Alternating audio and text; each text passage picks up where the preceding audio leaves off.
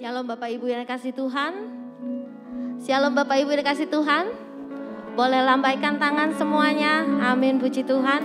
Kita boleh kembali lagi. Kita boleh memulai ibadah kita pada pagi hari ini.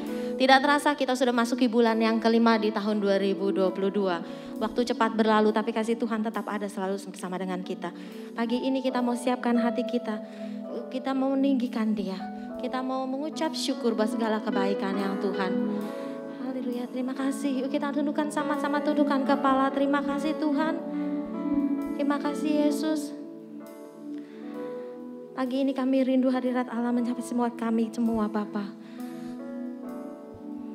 Biarlah kami boleh fokus hati kami, pikiran kami hanya kepada Engkau saja.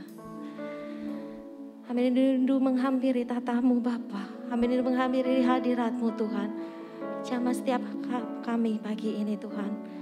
Engkau Allah yang layak kami sembah, Engkau Allah yang kami tinggikan. Terpuji nama-Mu Tuhan, di hadapan hadirat-Mu Bapa. Di hadapan hadirat-Mu ya Bapa, ku datang dengan penuh kerinduan.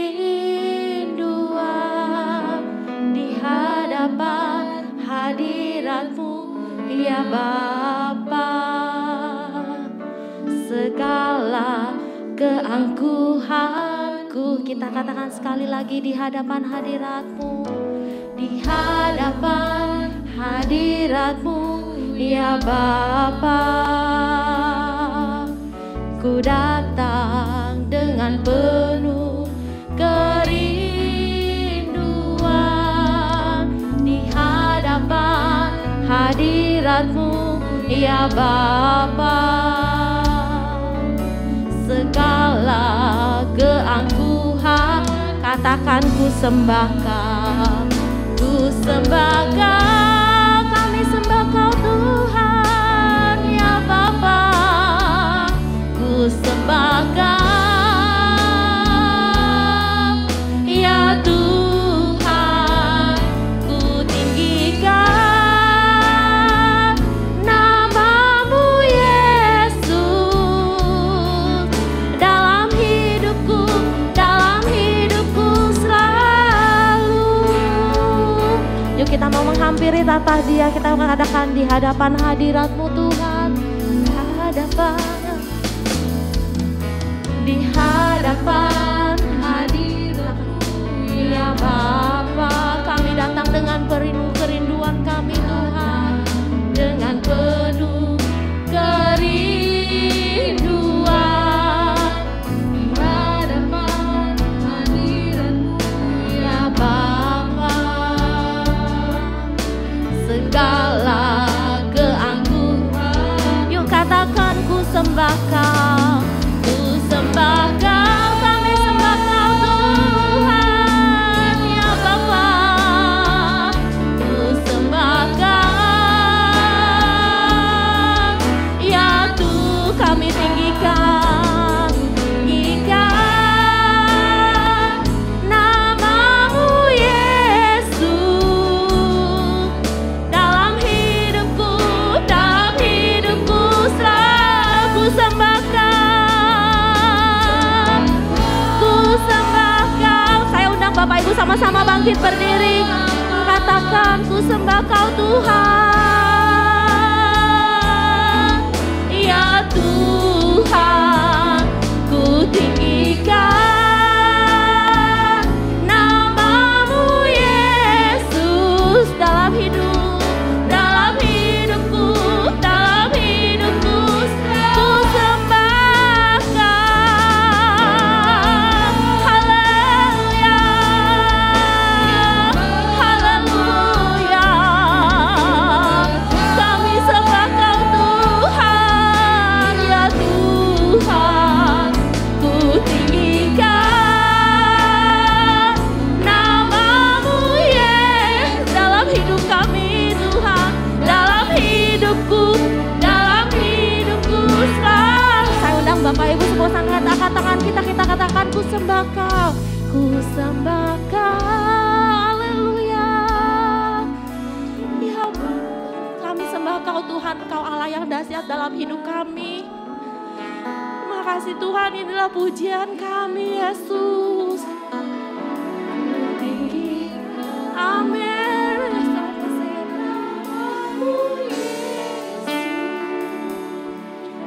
Dalam hidupku, dan kita katakan sekali lagi, ku sembah Kau Tuhan. Terima kasih Tuhan, Kau melihat setiap tangan yang terangkat pagi ini Bapa. Kami sembah Kau Tuhan, kami tinggikan Kau Tuhan, Kau Allah yang dahsyat, Allah yang hebat dalam hidup kami Yesus. Kami ucap syukur punya Allah yang hebat, kami ucap syukur Allah yang hidup. Kamu Yesus, dalam hidupku selalu sembah Kau.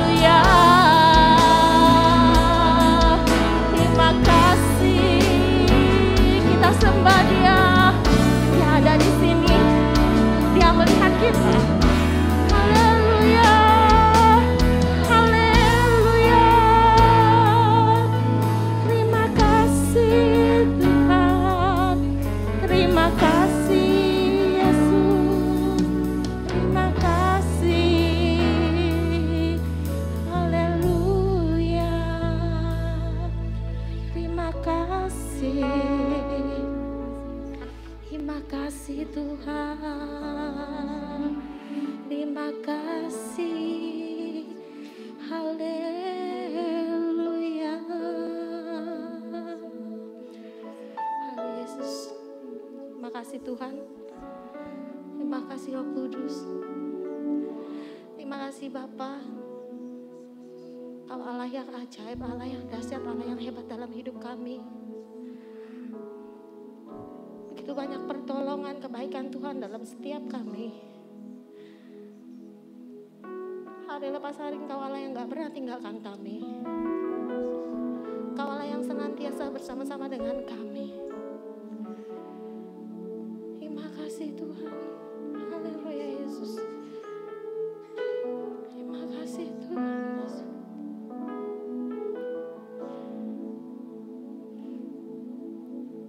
Engkau Allah yang gak pernah memandang rupa kami. Engkau Allah yang melihat hati kami. Setiap kerinduan kami yang selalu rindu berada di dalam hadirat Tuhan.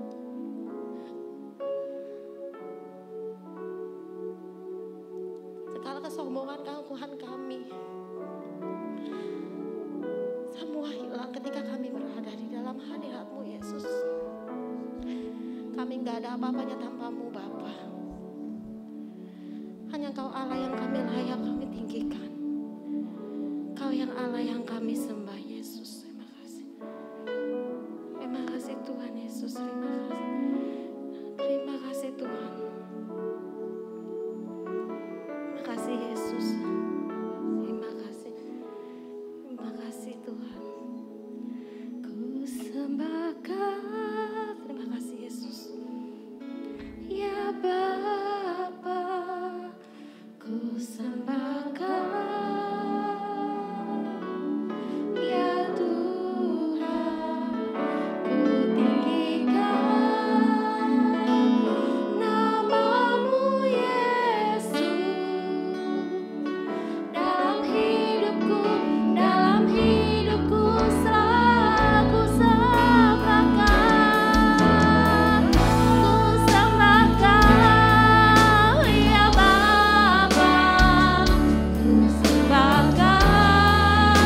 Saya undang Bapak Gembala untuk buka ibadah kita pada pagi hari ini.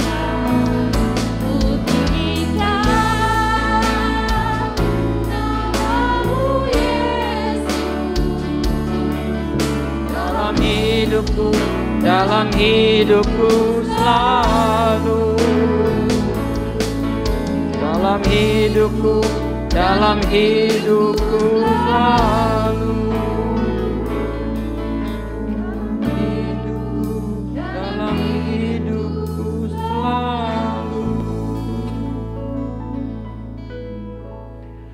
Terima kasih Bapa di surga kalau kami boleh beribadah pada pagi hari ini. Kami tahu kasih dan anugerah Tuhan yang masih memberikan kami kesempatan untuk dapat beribadah. Walaupun di hari-hari di mana kami penat dalam pekerjaan, situasi dan kondisi, tapi kami mau menyiapkan hati untuk datang kepadamu. Berikan kami hikmat, kemampuan, kasih kuasa dan anugerah-Mu, supaya dengan hati sungguh kami bisa menghadap hadirat Tuhan di dalam ibadah ini. Buka hati dan pikiran kami supaya kami betul-betul bisa menaikkan syukur kami lewat pujian, mendengarkan firman-Mu, bahkan betul-betul kami bisa terapkan dalam hidup ini. Urapan Tuhan boleh mengalir atas setiap para pelayan Tuhan yang terlibat di dalam pelayanan. Berkati mereka, berkati juga umat Tuhan yang sudah datang dengan setia. Mungkin ada teman dan sahabat kami yang mungkin dalam perjalanan ke tempat ini. Bapa, hentar mereka untuk tibakan tanpa kurang apapun juga. Biarlah kasih, berkat, anugerah, kemurahan Tuhan boleh turun di atas ibadah ini. Dalam nama Yesus, kami mau alaskan dan persembahkan doa ini. Haleluya. Amin. Amin. Bapak Ibu Saudara sekalian, kita tetap berdiri yuk, boleh tengok kiri kanan. Yuk pemenang-pemenang Allah, yuk kita menaikkan pujian. Lebih dari pemenang, kita semua lebih dari pemenang. Tuhan sudah menangkan kita. Yuk semuanya siap. Ayo lebih semangat. Yuk pemenang-pemenang Allah.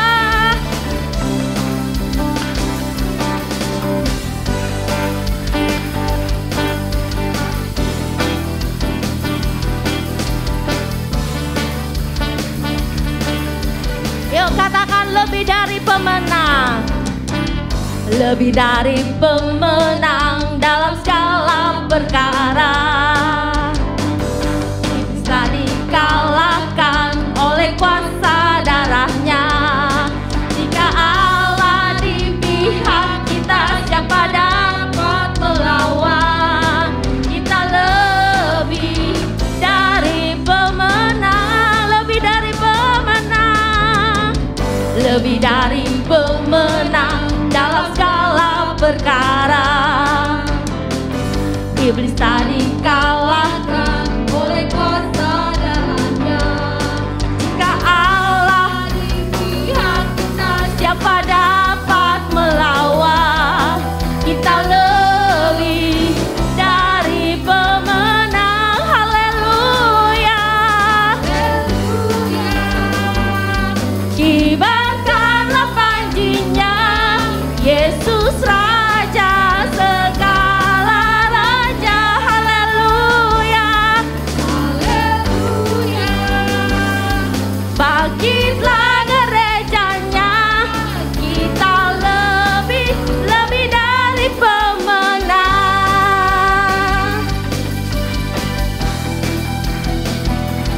Ayo kita semua pemenang-pemenang nih. Kita telah dimenangkan oleh Tuhan. Yuk lebih dari pemenang. Dalam segala perkara. Iblis telah dikalahkan oleh kuasa darahnya. Jika Allah di pihak kita, siapa dapat? Yuk katakan kita lebih dari pemenang. Haleluya. Kibarkanlah panjinya, Yesus Raja segala raja. Haleluya.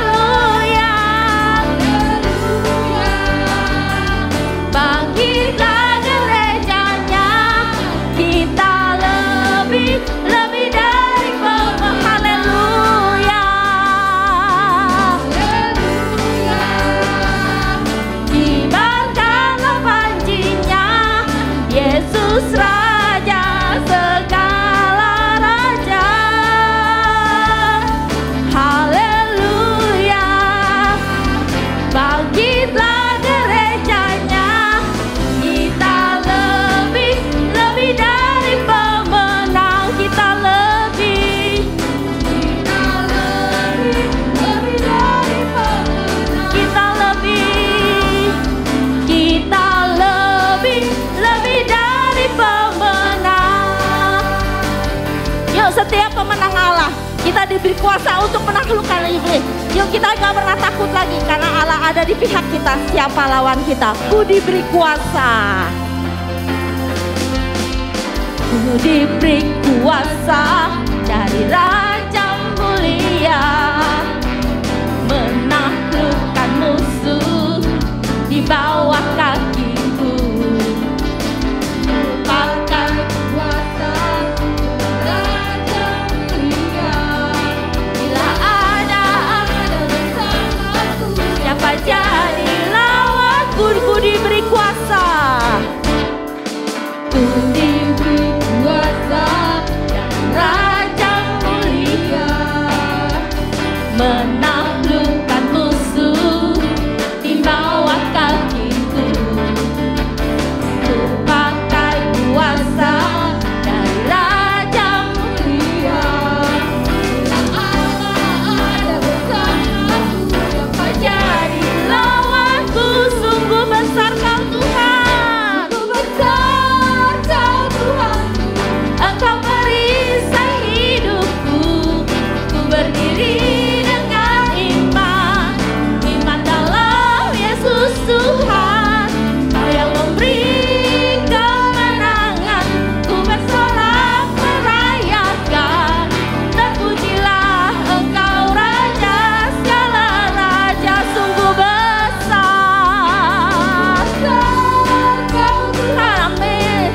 Kau perisai hidup kami Yesus, ku berdiri dengan iman, iman dalam Yesus Tuhan. Kau yang memberi kemenangan, ku bersorak merayakan. Terpujilah Engkau Raja. Yuk sekali lagi katakan, sungguh besar Kau Tuhan. Besar Kau Tuhanku, Engkau perisai hidupku, ku berdiri dengan iman, iman dalam Yesus Tuhan. Kau yang memberi kemenangan, ku bersorak merayakan.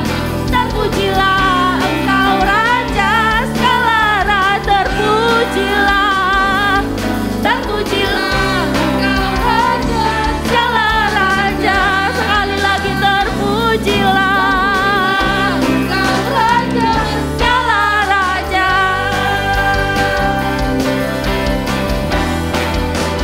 Amin. Kita beri kemuliaan Allah yang dahsyat dalam hidup kita. Kita persilakan duduk Bapak Ibu Saudara dan sekalian.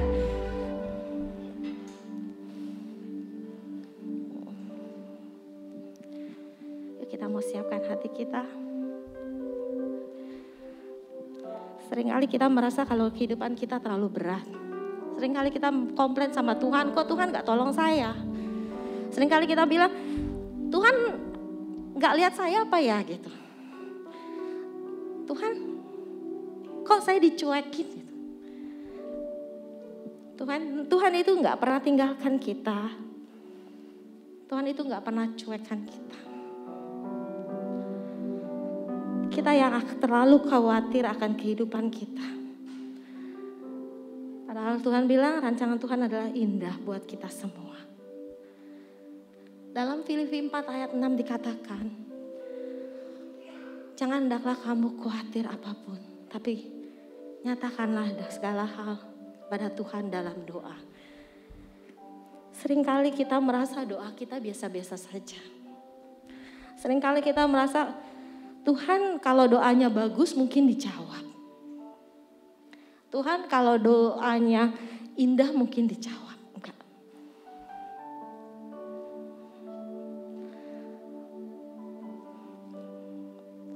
Saya adalah satu orang yang saya merasa doa saya enggak sebagus orang-orang. Saya merasa doa saya gak bisa seindah, serapi kata-katanya. Tapi Tuhan melihat setiap hati kita. Ketika kita merasa, Tuhan kok kayaknya Tuhan tinggalin kita. Bukan kita yang bukannya Tuhan yang meninggalkan kita, tapi seringkali kita yang meninggalkan Tuhan. Pagi ini, Kita mau rasakan kasih yang Tuhan mula-mula berikan buat kita.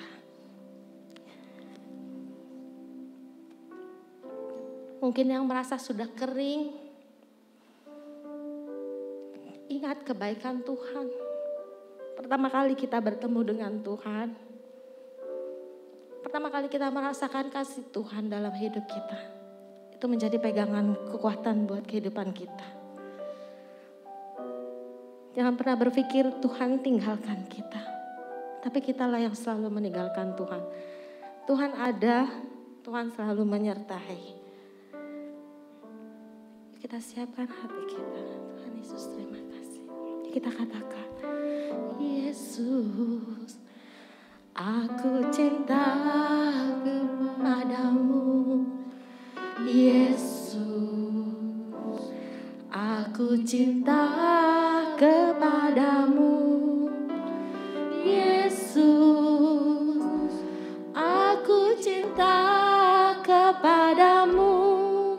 Yesusku, aku cinta Kau dengan segenap hatiku, dengan segenap hatiku, dengan segenap jiwaku. Hanya Engkau yang patut disembah. Yesus, tak terukur kasih-Mu. Yesus, sungguh ku cinta. Yuk kita menaikkan pujian ini. Kita mau katakan, Yesus, aku cinta padamu. Yesus, aku cinta kepadamu. Yesus, aku cinta kepadamu. Yesus, aku cinta kepadamu. Yesusku, aku cinta Kau dengan segenap hati kami. Yesus, dengan segenap jiwaku. Hanya Engkau yang patut disembah. Yesus, tak terukur kasih-Mu. Yesus, sungguh ku cinta Kau. Saya undang Bapak Ibu Saudara untuk sama-sama bangkit berdiri. Ketika kita mengatakan, Yesus, aku cinta kepadamu, rasakan kasih Tuhan menjamah setiap kita pagi ini. Yesus, terima kasih. Yesus, aku cinta kepadamu. Yesus, aku cinta kepadamu. Yesus, aku cinta kepadamu. Yesusku, aku cinta dengan segenap hati kami Tuhan. Haleluya, dengan segenap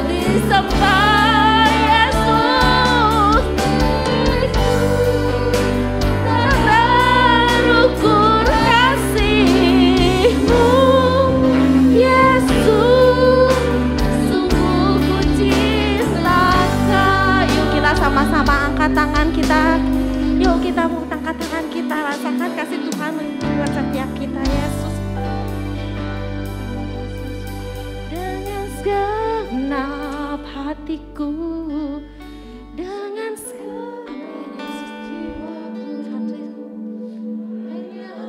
amin. Yesus, terima kasih. Nama Yesus.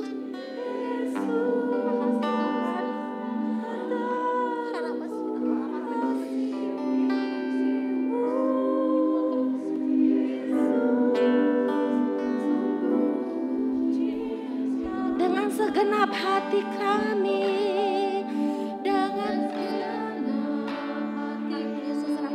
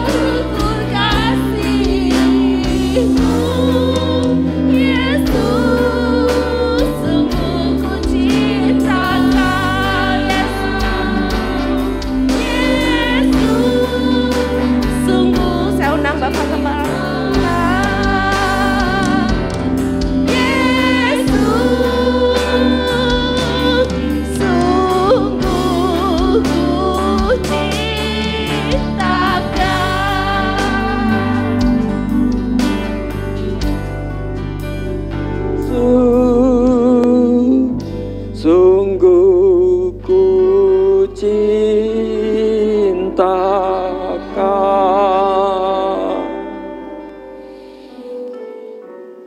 Terima kasih Bapa di surga, kalau kami boleh menaikkan syukur kami lewat pujian.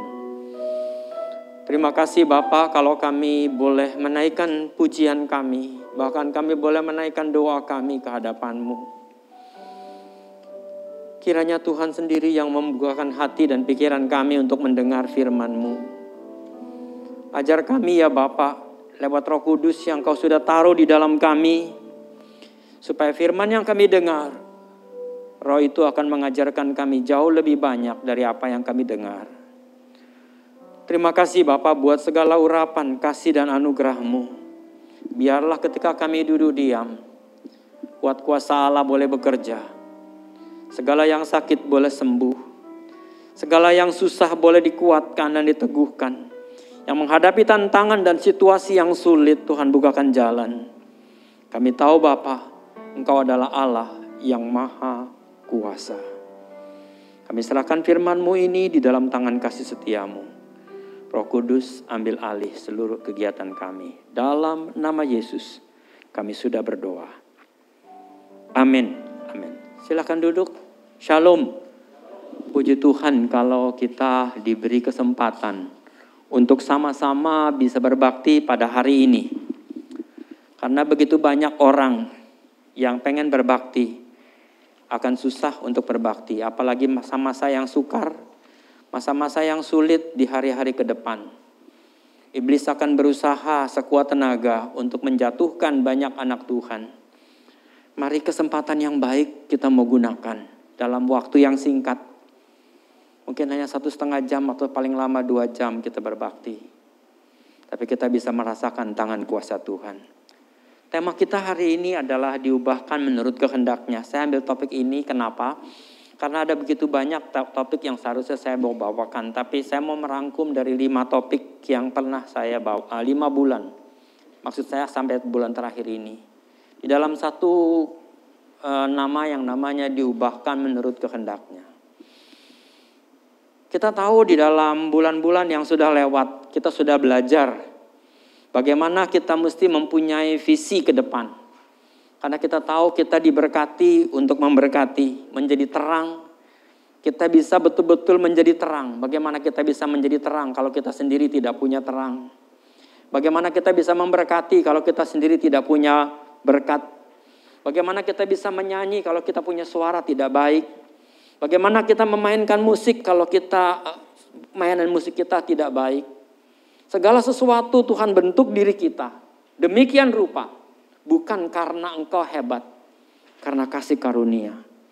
Allah memberikan kita hikmat, Allah memberikan kita kemurahan.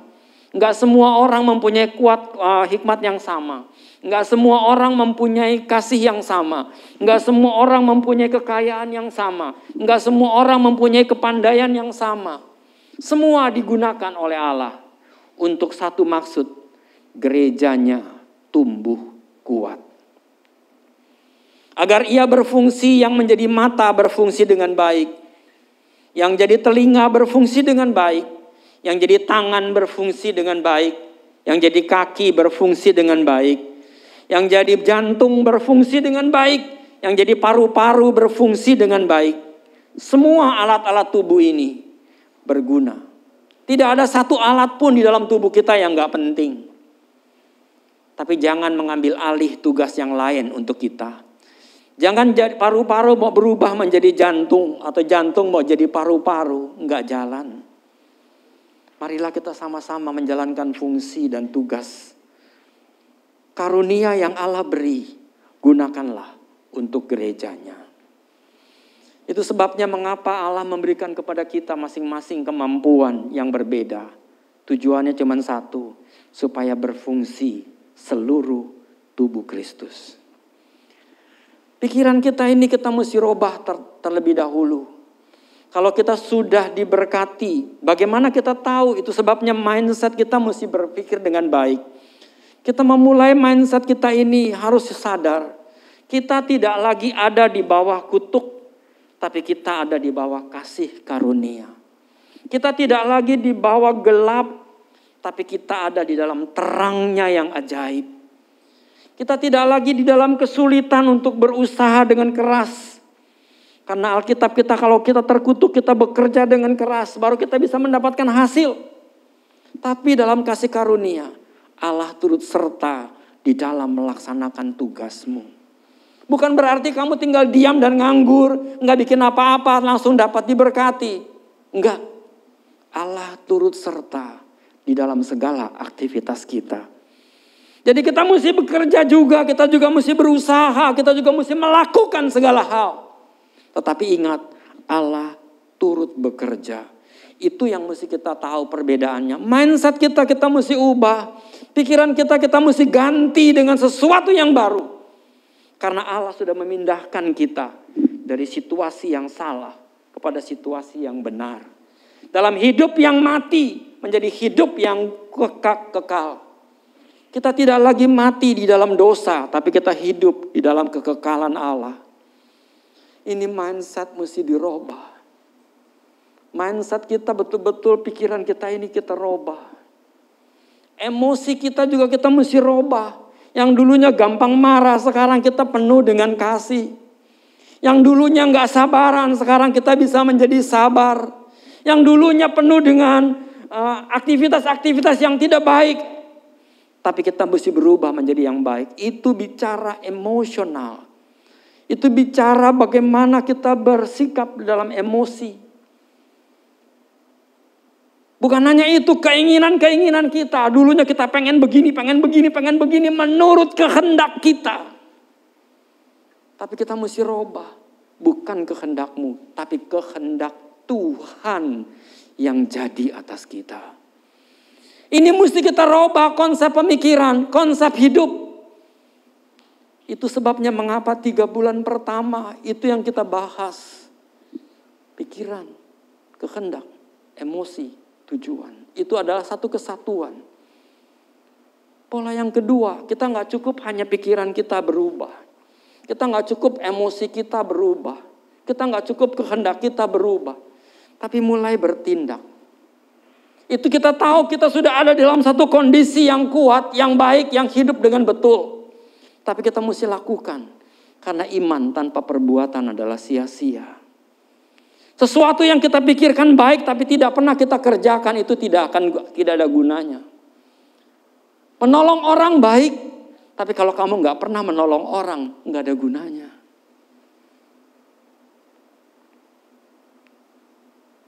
Makan kamu sehat, tapi kamu gak pernah tindak untuk mengambil makan dan makan. Bagaimana kamu bisa sehat? Menyampaikan sesuatu kepada orang baik, benar itu bagus. Menolong orang itu bagus, tapi kalau kita gak pernah bertindak menolong, menyampaikan perkataan yang baik, apa gunanya? Itu sebabnya bulan-bulan ini, 2 bulan terakhir ini, kita mesti membangun habit itu. Itulah kebiasaan. Bangun pagi bagus, olahraga bagus. Tapi kalau kamu gak pernah kerjakan, apa artinya? Baca Alkitab bagus, berdoa bagus. Berdoa itu bagus. Semua pendeta bilang gini, bagus. Tapi pertanyaan saya, kalau kamu tidak lakukan, apa gunanya? Zero. Makanya kita mesti bangun habit kita. Ayo bangun, ayo berdoa, ayo baca Alkitab, ayo kerja di kantor dengan rajin, semangat baru, spirit baru. Orang lain begini-begini, I don't care. Yang penting aku bekerja menurut apa yang sudah ditugaskan dengan baik. Dan percayalah engkau, Allah turut bekerja. Apa yang kamu kerjakan, maka kamu akan berhasil. Jauh lebih baik dari banyak orang. Karena karya Allah dikerjakannya di dalam kamu.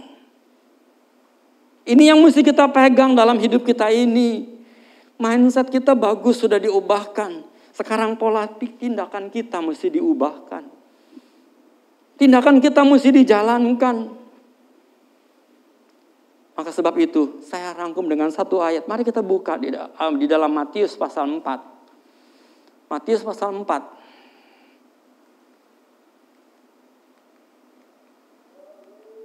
Oke, ini ayatnya Matius pasal 4 ayat 18 sampai dengan 22. Dan ketika Yesus sedang berjalan,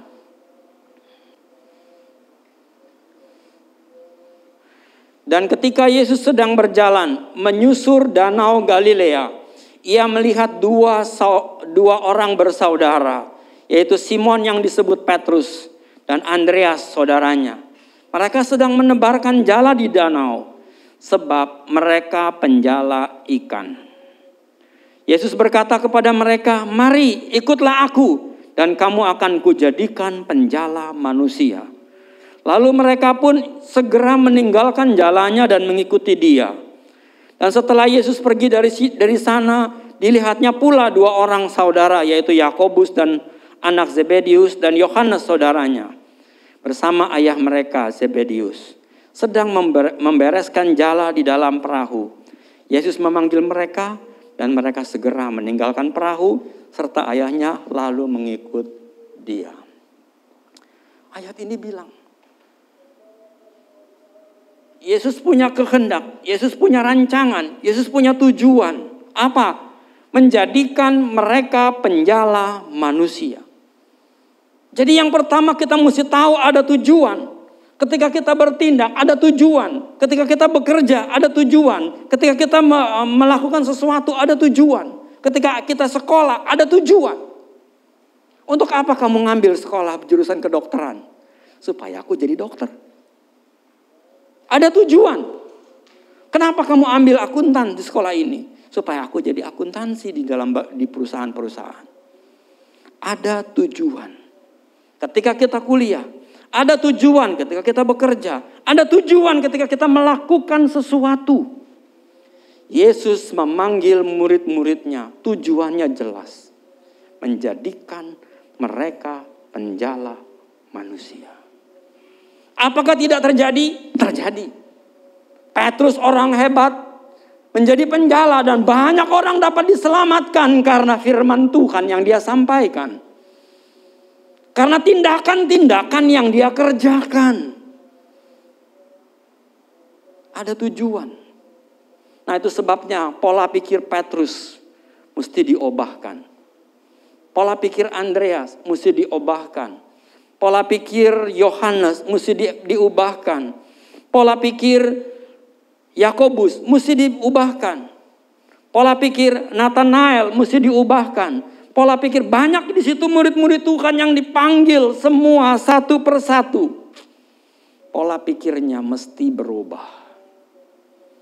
Kalau pola pikirnya kembali kepada situasi yang lama, maka Yesus gagal. Itu sebabnya ketika Yesus hidup, mereka semangat, mereka dimasukkan firman Tuhan, mereka diajarkan konsep hidup ini, bagaimana mereka harus bersikap dan berperilaku. Itulah perbuatan yang mereka harus kerjakan yang di kemudian hari. Makanya pikirannya, emosinya, kehendaknya mesti diubahkan dulu. Selama 3,5 tahun lamanya, mereka mengikut Yesus untuk mengubah mindset pikiran, kehendak, dan emosi. Tapi ketika Yesus mati, kita lihat, ternyata Petrus kembali kepada kegiatannya yang lama. Dia mau kembali kepada gelap, kembali kepada kutuk, kembali kepada situasi yang lama. Karena dia sudah kehilangan pegangan. Yesus tahu, itu sebabnya dia datang dan jumpai Petrus. Yesus tahu, itu sebabnya dia jumpai Yohanes. Itu sebabnya dia jumpai semua murid-murid Tuhan. Supaya mereka tahu Yesus itu adalah Tuhan. Kalau dulunya dia hanya tahu, Petrus hanya tahu, engkaulah Mesias. Tahu Mesias. Tapi mana buktinya? Ketika Yesus bangkit dan memperlihatkan diri, mereka sadar ini memang Mesias. Itu sebabnya mereka kembali kepada aktivitas yang Tuhan panggil, yang sudah dipersiapkan untuk hidup di dalam kemenangan. Petrus dipanggil, Yohanes dipanggil, Andreas dipanggil, Yakobus dipanggil, semua satu persatu diubahkan. Pola pikirnya, kehendaknya, kebiasaan hidupnya diubahkan. Dulu kebiasaannya mencari ikan, sekarang kebiasaannya tidak.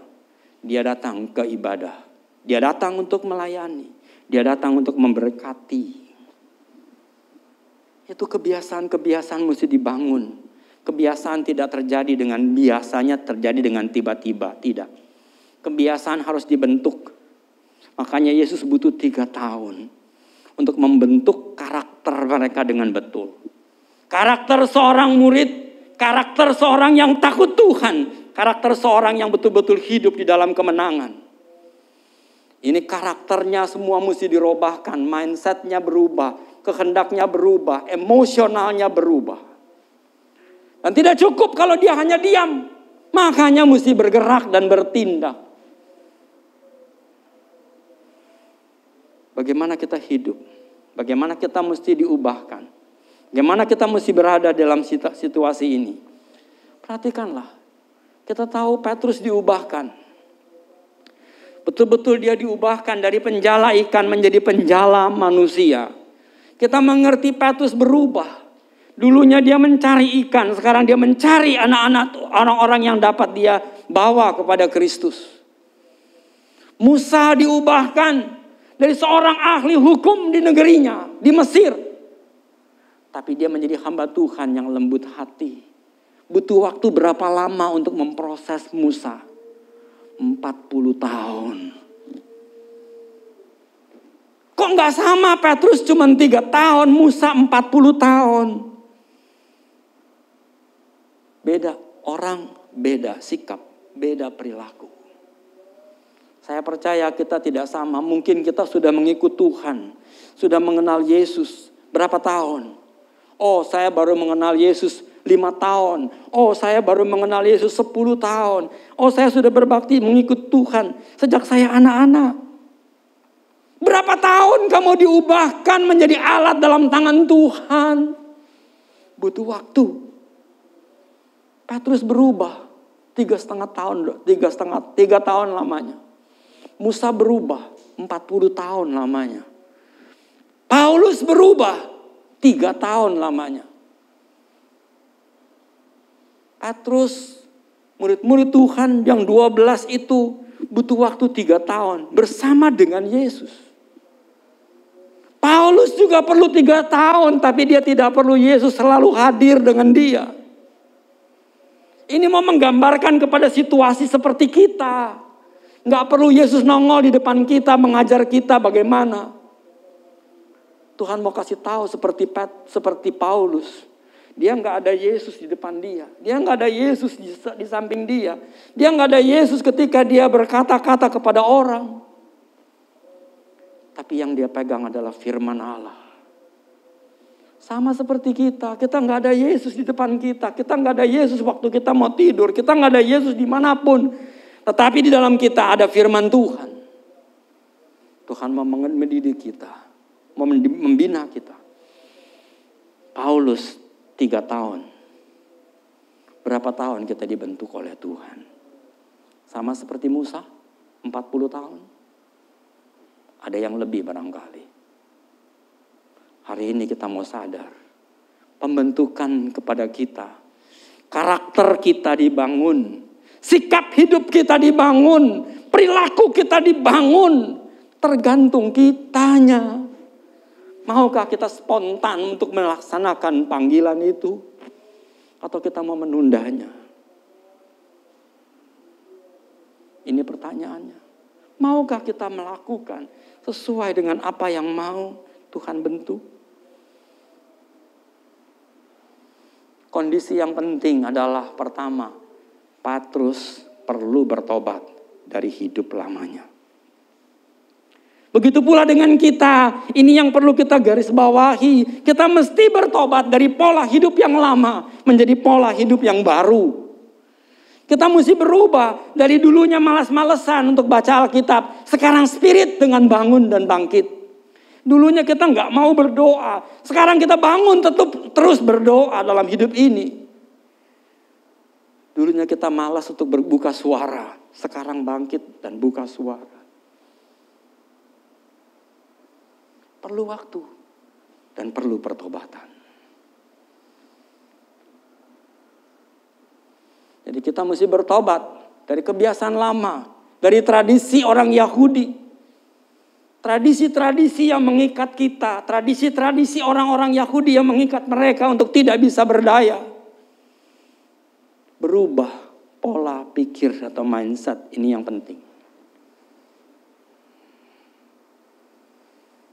Apa itu pola pikirnya? Jangan berpikir seperti anak ayam, padahal engkau anak Raja Wali. Jangan berpikir engkau tidak bisa apa-apa, padahal engkau adalah orang yang dipanggil Tuhan. Mati Yesus di kayu salib untuk kamu. Apakah enggak ada harganya? Ada harganya yang sangat besar. Itu sebabnya kita mempunyai nilai yang sangat tinggi di mata Allah. Karena engkau dibeli dengan harga yang mahal, matinya Yesus di kayu salib. Engkau adalah anak Raja Wali, bukan anak ayam. Engkau bisa terbang tinggi, bukan tidak lari-lari di sekitar ayam. Ini bicara bagaimana kita hidup. Biarlah kita mau bangkit semangat dan spirit kita. Jangan kita menjadi orang-orang yang lemah dan mengatakan tidak berdaya.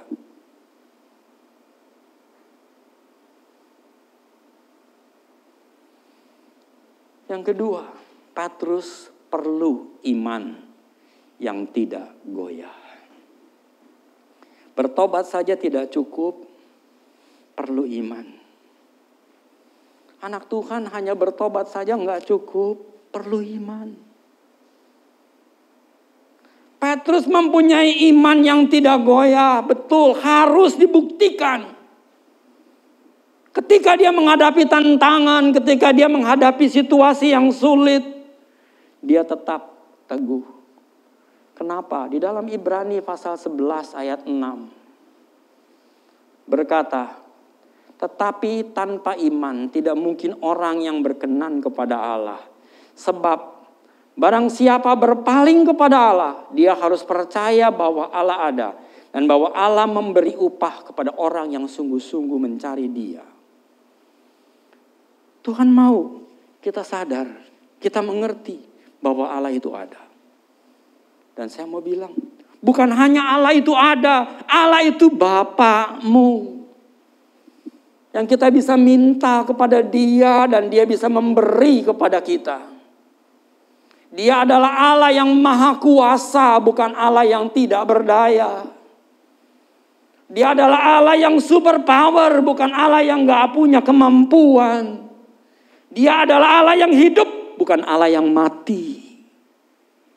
Ini mesti kita mengerti, iman. Untuk percaya seperti itu iman. Enggak, kita gak pernah ngelihat Allah. Kita gak pernah melihat Tuhan dalam hidupmu. Tapi bagaimana engkau bisa percaya bahwa Tuhan itu ada? Bagaimana engkau bisa percaya bahwa Tuhan itu menolongmu? Bagaimana engkau bisa percaya bahwa Tuhan itu ada tetap hidup di dalam hidupmu ketika engkau menghadapi situasi yang sulit? Allah menjawab segala hal. Buktikan. Saya berkali-kali bilang buktikan dalam hidupmu bahwa Allah ada di dalam kita.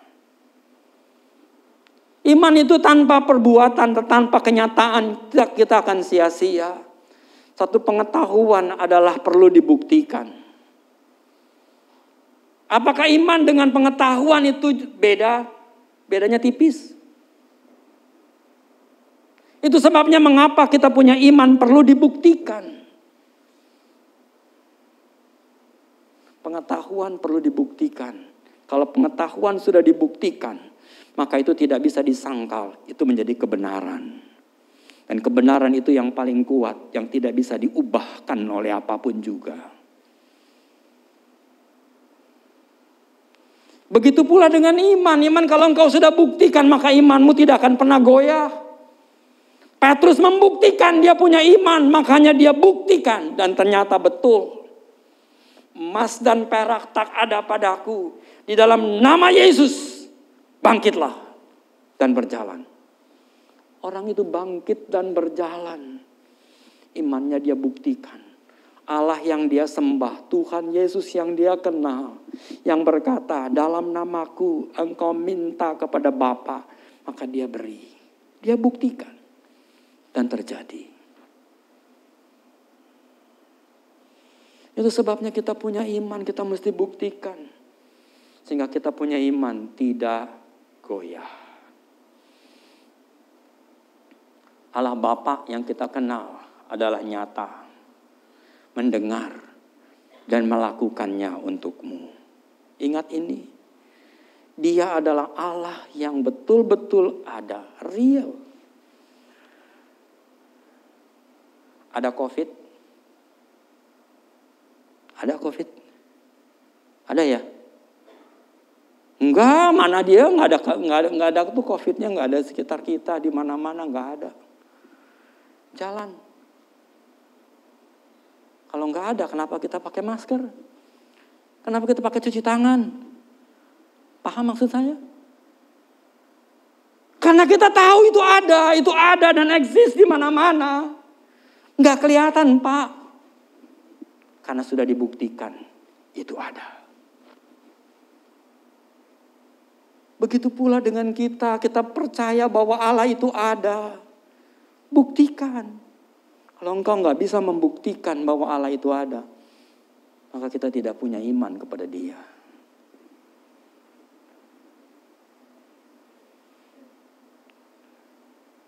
Itu penting, mesti kita sadari.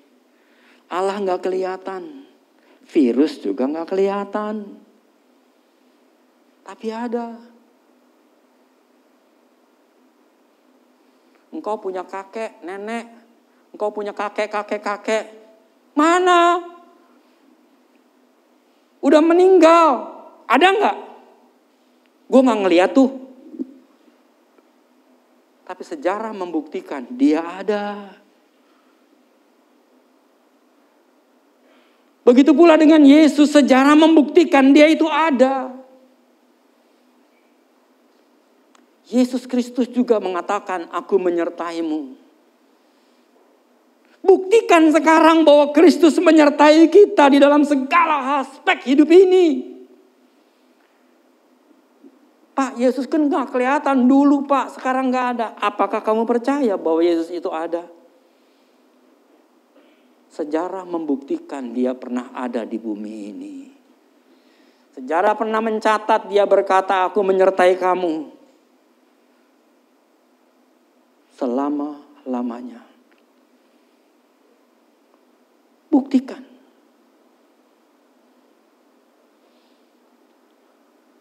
Roh Kudus yang diam di dalam kamu. Buktikan sekali lagi.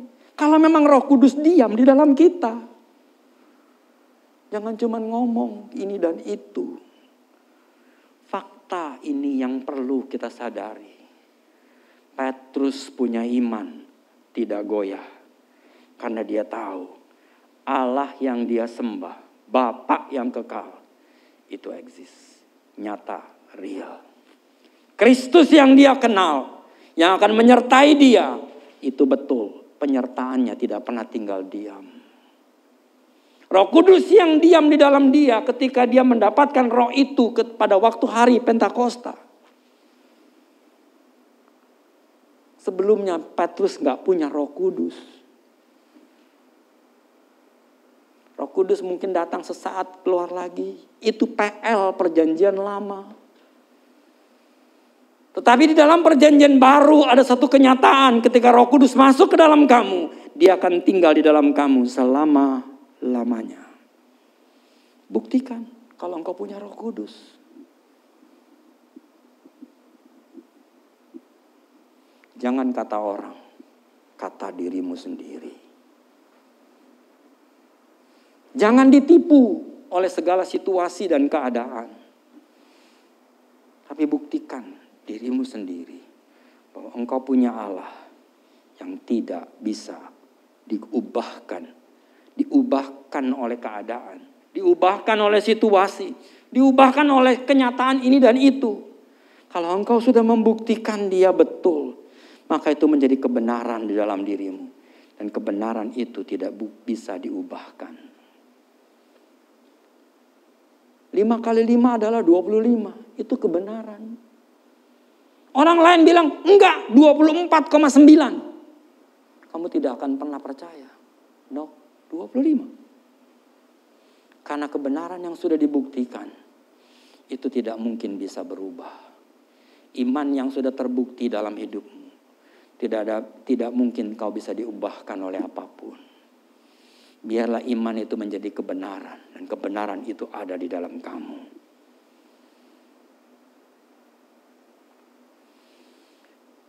Petrus perlu bertobat. Petrus perlu punya iman yang tidak digoyahkan. Petrus perlu hidup di dalam pelayanan. Orang yang sadar dirinya sudah bertobat. Orang yang sadar bahwa imannya kokoh, kuat. Buktikan. Apa yang ketiga? Masuk di dalam pelayanan. Orang yang punya iman tidak mungkin diam.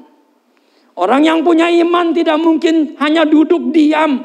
Dia akan beraksi, dia akan berbuat, dia akan bertindak. Petrus gak mungkin diam. Dia bertindak. Dan betul. Paulus tidak pernah diam. Dia bertindak. Membuktikan di dalam pelayanannya. Yohanes, Markus, Matius, semua bertindak membuktikan bahwa iman yang dia miliki tidak pernah goyah. Situasi yang berat sekalipun, kondisi yang sangat sakit sekalipun, imannya tidak pernah goncang. Ketika ditangkap, mau disalibkan Petrus, dia bilang, tidak layak aku disalibkan kepala di atas kaki di bawah seperti Tuanku, Allahku Yesus. Dia minta kepalanya di bawah, kakinya di atas, tangannya semua. Imannya tidak goyah sekalipun dia diperlakukan tidak adil. Yohanes tidak takut sekalipun dia mau digoreng dengan laut, dengan minyak yang mendidih. Sadrak, Mesah, dan Abednego tidak takut sekalipun api yang sedang siap melalap dia. Imannya tidak berubah, imannya tidak goncang, imannya tidak lagi khawatir dan lemah. Situasi yang sulit sekalipun. Kalau kita bisa membuktikan iman kita dengan betul. Tetapi berapa banyak anak-anak Tuhan yang lari dan keluar meninggalkan Yesus. Karena finansial.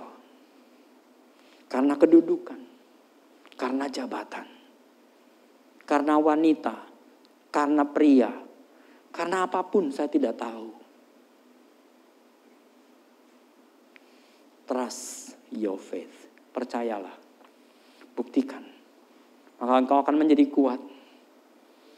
Bagaimana kita bisa terus di dalam pelayanan? Karena di dalam pelayanan itulah yang akan membuktikan terus, kita akan belajar terus. Semakin engkau melayani, semakin banyak engkau belajar. Saya nggak tahu banyak firman Tuhan, tapi ketika saya mulai menyampaikan firman Tuhan, saya mesti belajar. Ketika engkau lagi mau main musik, mau nyanyi, mau memuji Tuhan, engkau latihan. Ketika engkau mau mulai masuk di dalam pelayanan, mau atau tidak, kamu akan belajar. Belajar firman Allah. Belajar memberi. Belajar memahami. Belajar mengasihi. Belajar penguasaan diri. Ketika engkau melayani, kamu akan belajar. Marah-marah ditekan. Kalau engkau nggak bisa menahan kemarahanmu, engkau layak. Kamu belum punya buah roh. Kalau engkau nggak bisa menguasai diri, engkau nggak benar, masih belum. Buah itu belum hasil.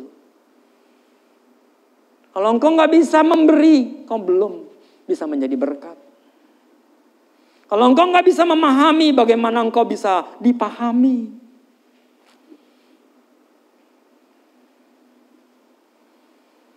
Marilah masuk di dalam pelayanan. Karena dengan itu kamu akan banyak belajar. Semakin banyak kau diberikan pelayanan, semakin banyak kau belajar. Pak, gak ada kesempatan, gue pengen Pak jadi singer, jadi song leader. Ya buktikan kamu punya suara. Buktikan kau bisa berkata-kata dengan baik. Ngomong sama leadersnya di sini kan banyak. Kita bisa ngomong dan sampaikan kalau memang punya keinginan itu. Belajarlah memberi, belajarlah memahami, belajarlah mengasihi, belajarlah firman Allah, belajarlah penguasaan diri. Saya cuma catat 5, ada banyak sebenarnya.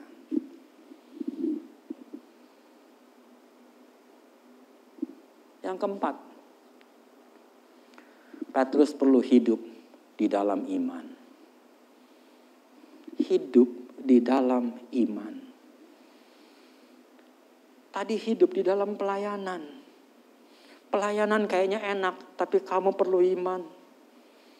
Ingat sekali lagi, buktikan dalam hidup kita, iman kita betul-betul eksis. Galatia pasal 5 ayat 7 berkata, 3 ayat 7 begini. Jadi kamu lihat bahwa mereka yang hidup dari iman, mereka itulah anak-anak Abraham. Orang yang hidup dari iman, itulah anak-anak Abraham. Yang betul-betul memiliki janji Allah kepada Abraham. Ibrani 10 ayat 38 berbunyi. Tetapi orangku yang benar akan hidup oleh iman. Dan apabila ia mengundurkan diri, maka aku tidak berkenan kepadanya. Berapa banyak kita nggak tahan di dalam pelayanan. Nggak tahan dalam situasi. Nggak tahan di dalam kondisi pelayanan. Gua udah bener, gua udah sungguh-sungguh. Di ngomelin katanya kamu nggak bener. Kamu nggak sungguh-sungguh. Padahal udah sungguh-sungguh Pak. Katanya. Akhirnya bilang udahlah gua nggak mau melayani. Mundur. Back. Mundur. Mungkin Allah memakai banyak kondisi dan keadaan. Agar engkau tetap eksis di dalam pelayanan. Ingatlah, jangan pernah goyah imanmu. Walau badai cobaan sebesar apapun. Tetaplah percaya. Allah memberikan karunia kepadamu untuk melayani. Kalau memang kau nggak punya kemampuan nyanyi, jangan nyanyilah, pakai yang lain. Mungkin kau, wah bukan bidang aku. Kalau engkau nggak bisa main musik, udah coba berkali-kali, belajar berkali-kali, tetap nggak ada kemajuan, berhentilah. Mungkin Allah akan pakai kamu di bidang yang lain. Tapi engkau tidak berhenti untuk melayani. Ini kata kunci yang paling penting.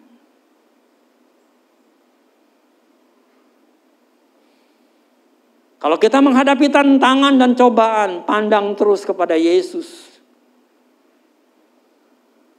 Di saat kita menjadi lemah, saat kita nggak kuat, pandang kepada Yesus supaya engkau tidak jatuh.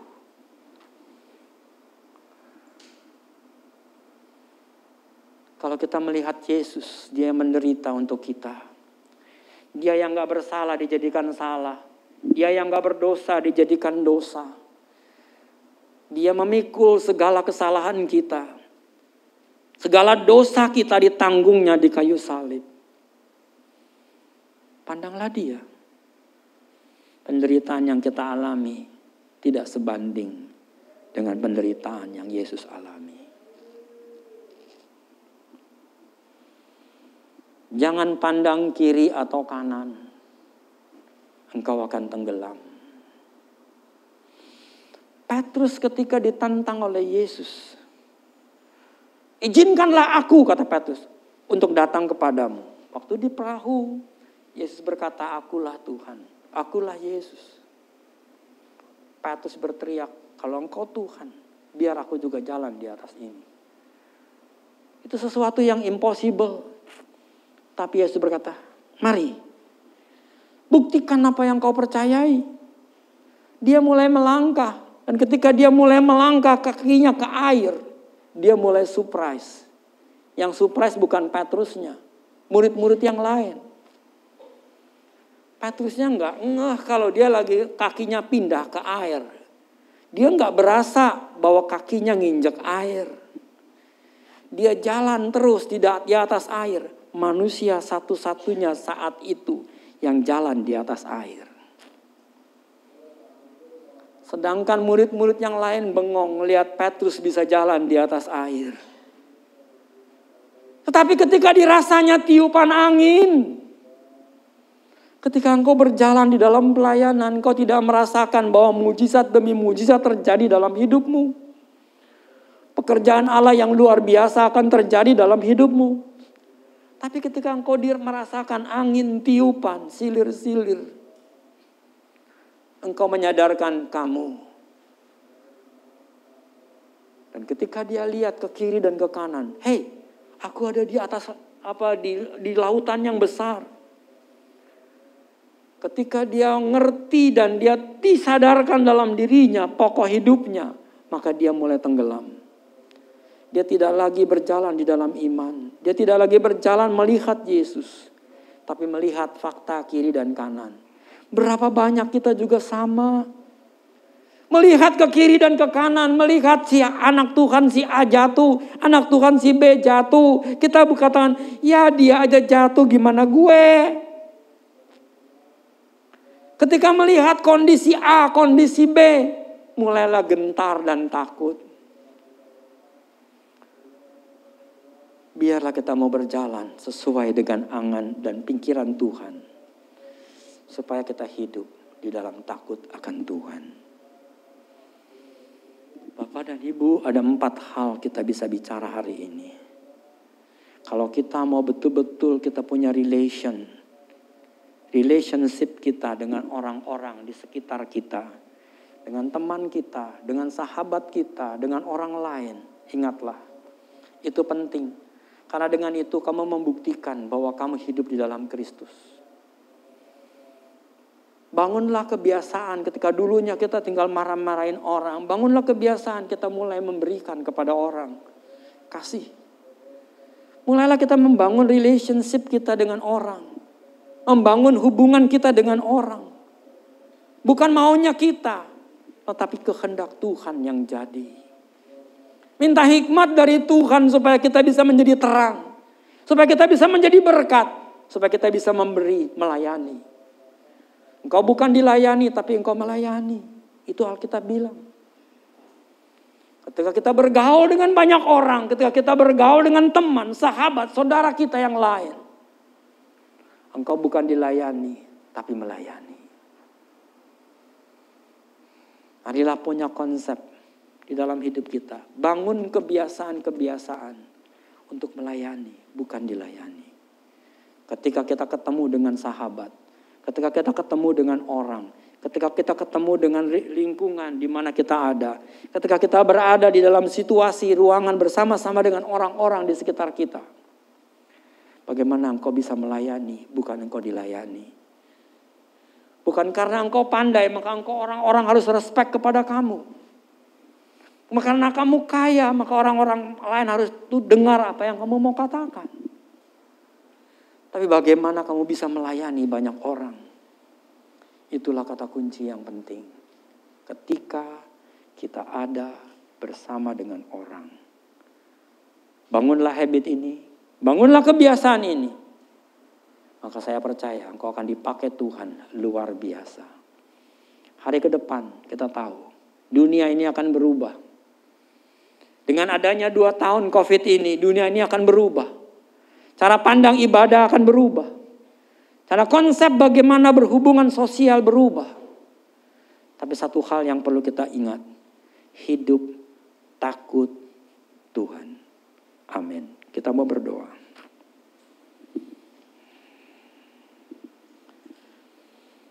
Kami bersyukur Bapa atas kebaikan Tuhan.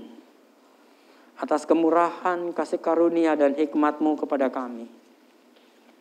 Kami bersyukur kalau kami boleh diberi kesempatan untuk dapat beribadah hari ini.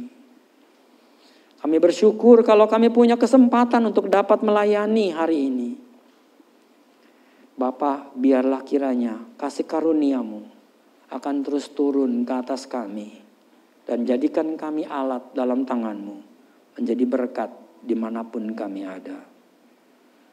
Menjadi terang dimanapun kami ada. Kami boleh melayani, bukan untuk dilayani. Terima kasih Bapa. Segala puji dan hormat kami kembalikan kepadamu. Roh Kudus ambil alih. Bekerjalah kepada setiap pribadi kami. Dalam nama Yesus kami berdoa. Amin. Amin.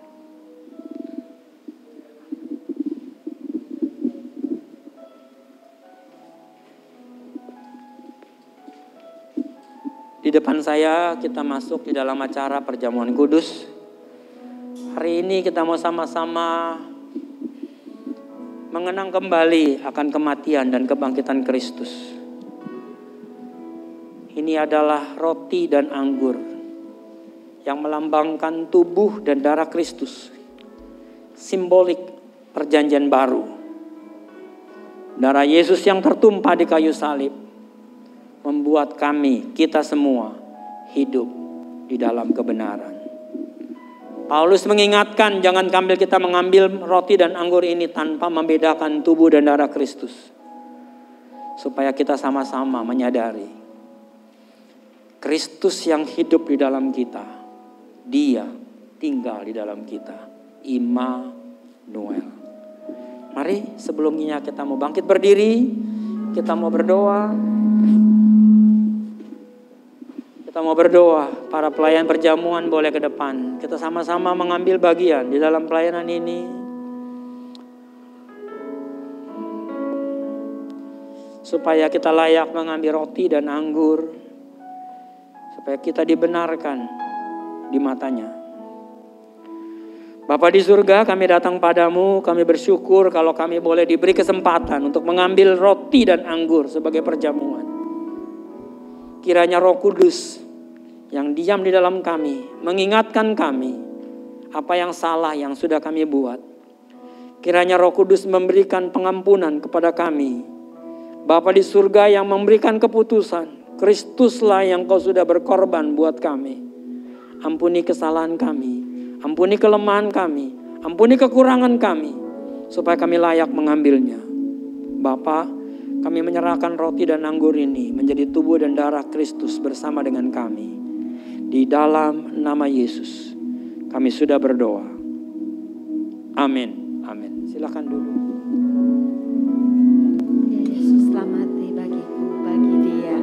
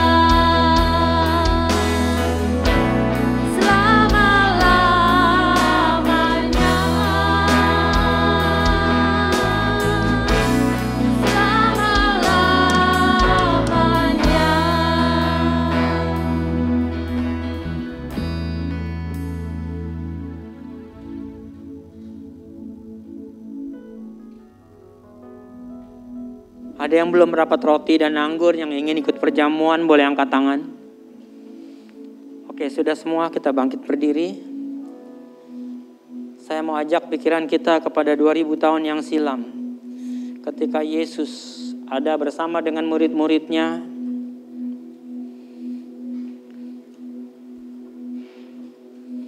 Saya mau bacakan satu ayat yang biasanya saya nggak pernah baca, tapi kali ini saya mau bacakan. Inilah roti yang turun dari surga. Barang siapa makan daripadanya, ia tidak akan mati. Akulah roti hidup yang telah turun dari surga. Jikalau seseorang makan dari roti ini, dia akan hidup selama-lamanya. Dan roti yang kuberikan itu ialah dagingku, dan yang akan kuberikan untuk hidup dunia ini. Angkat roti di tangan kananmu.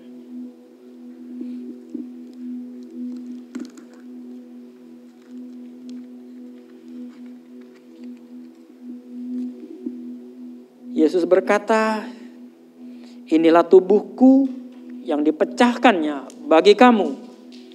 Barang siapa yang makan tubuhku, di dalam dia ada hidup, dan hidup itu kekal. Angkat roti, mari kita makan bersama. Dalam nama Yesus.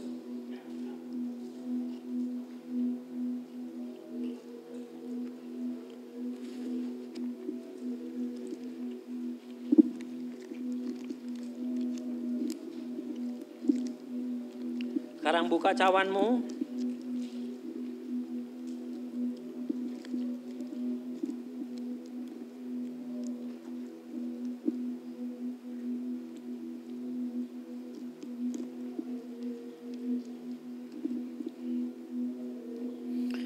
Barang siapa percaya kepadaku seperti yang dikatakan oleh kitab suci, dari dalam hatinya akan mengalir aliran air yang hidup.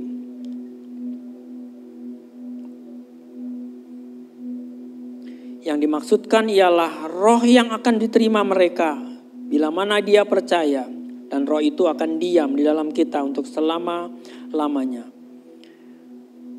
Dan kita tahu bahwa Yesus mengangkat cawan dan berkata pula, inilah darahku, darah perjanjian.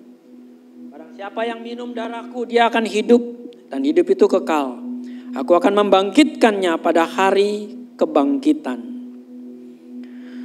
Angkat cawanmu, bukankah dengan iman kita percaya ini adalah darah Kristus? Kita minum bersama dalam nama Yesus.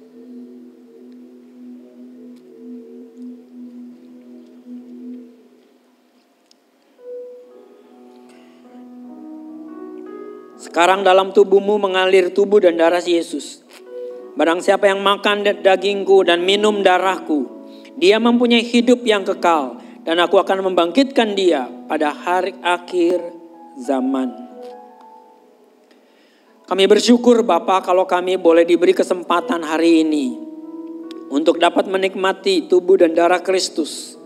Lewat perjamuan kudus ini, kami tahu tubuh dan darah-Mu sudah menyatu dalam kami, sehingga kami boleh menjadi satu tubuh, tubuh Kristus.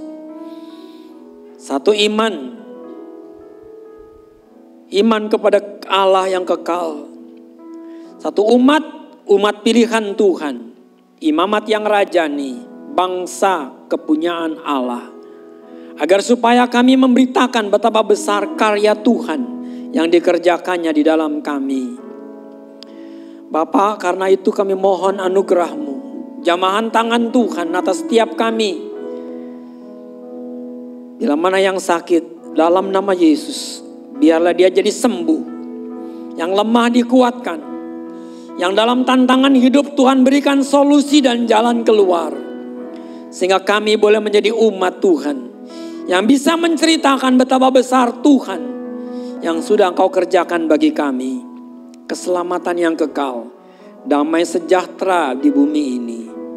Terima kasih Bapa. Biarlah tangan Tuhan yang ajaib menjamah setiap kami. Di dalam nama Yesus kami sudah berdoa. Amin. Amin. Silakan duduk, Tuhan memberkati.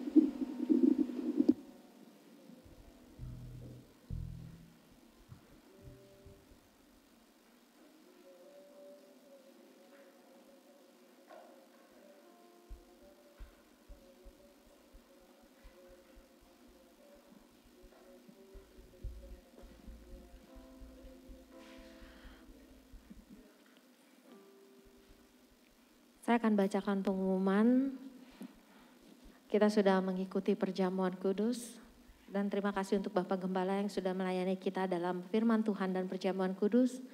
Biarlah kasih sayang Allah terus turun dan terus menjadi pelayan Tuhan, menyelamatkan semua bangsa menjadi murid-murid Tuhan.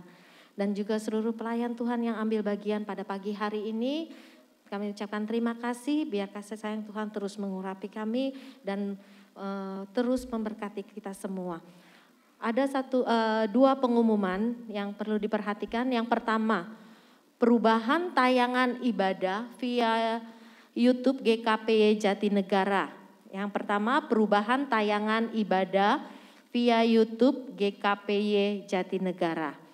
Bapak, Ibu, Saudara-saudari sekalian, kalau ibadah raya biasanya kita bisa disaksikan di YouTube berbarengan dengan ibadah kita di tempat ini jam 10 pagi. Per tanggal 1 Mei, per tanggal hari ini ya Bapak Ibu, per tanggal 1 Mei 2022 akan dirubah jam tayangnya. Yang biasanya bersamaan jam 10, kita akan berubah jam tayangnya menjadi jam 15 atau jam 3 sore. Jadi biasanya yang ada ibadah jam 10 di YouTube, sekarang kita jam 3 sore. Jadi kami mengundang Bapak Ibu Saudara sekalian yang untuk dapat bergabung dalam ibadah offline jam 10 setiap hari Minggu. Ya, jadi Bapak Ibu yang biasanya bisa lihat YouTube jam 10 streaming sekalian ibadah offline, sekarang tidak lagi jam 3 sore, tetapi kami mengundang Bapak Ibu Saudara sekalian untuk ibadah bersama offline jam 10 di GKPY. Untuk yang kedua, kita ada paduan suara gabungan. Kalau gabungan berarti semuanya ya Bapak Ibu semua ya. Kami mengundang Bapak Ibu Saudara-saudari yang ingin bergabung dalam latihan paduan suara gabungan untuk ibadah di dalam kenaikan Tuhan Yesus. Jadi Bapak Ibu yang ingin melayani di dalam paduan suara KAIR boleh bergabung bersama-sama dengan kami. Yang latihan akan diadakan pada hari Kamis jam 9 ya. Hari Kamis jam 9 kalau Bapak Ibu nggak bisa, saudara, saya kerja pulangnya malam, boleh pindah ke hari Minggu jam 11.30 setelah ibadah offline. Jadi latihannya ada 2 fleksibel ya, jadi boleh hari Kamis jam 19 atau jam 7 malam atau di hari Minggu jam 11.30. Untuk pendaftaran dapat menghubungi Bapak Robert ya.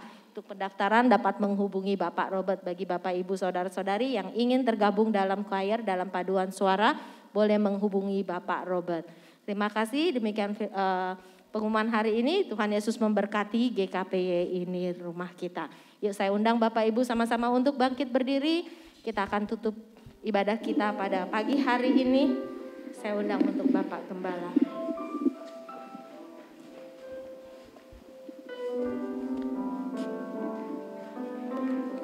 Mari kita mau satukan hati, kita mau akhiri ibadah ini.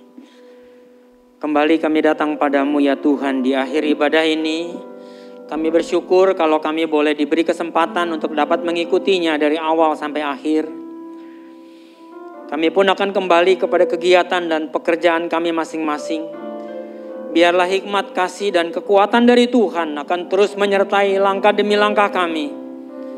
Supaya kami tetap hidup di dalam takut akan Tuhan.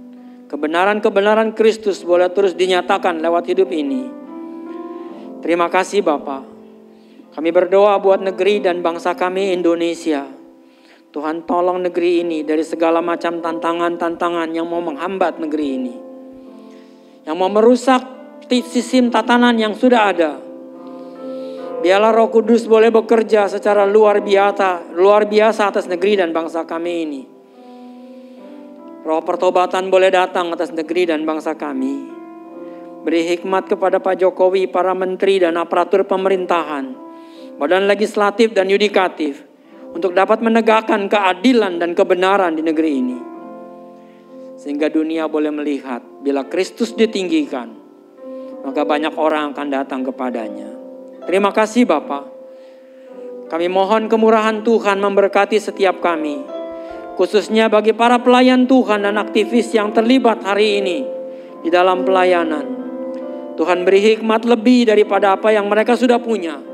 Dan semakin banyak kasih karunia yang mereka miliki. Karena itu ya Bapa, kita angkat tangan sama-sama. Kami mohon berkat-Mu. Turunkanlah kiranya berkat, kasih, dan anugerah Tuhan ke atas kami semua yang hadir pada hari ini, yang mengikuti dalam setiap kegiatan-kegiatan dan event gereja. Kiranya damai sejahtera dan sukacita dan anugerah Allah, berkat Tuhan, turun ke atas kita semua lewat Yesus Kristus Tuhan, dan penyertaan Roh Kudus menyertai kita sekalian. Karena itu pergilah pulang, terimalah damai sejahtera dan sukacita ini, jadilah terang, jadilah berkat, mulai dari rumah tanggamu, pekerjaanmu, pelayananmu, usahamu, sekolahmu, dimanapun kau ada. Nama Tuhan dimuliakan. Dalam nama Yesus kami sudah berdoa.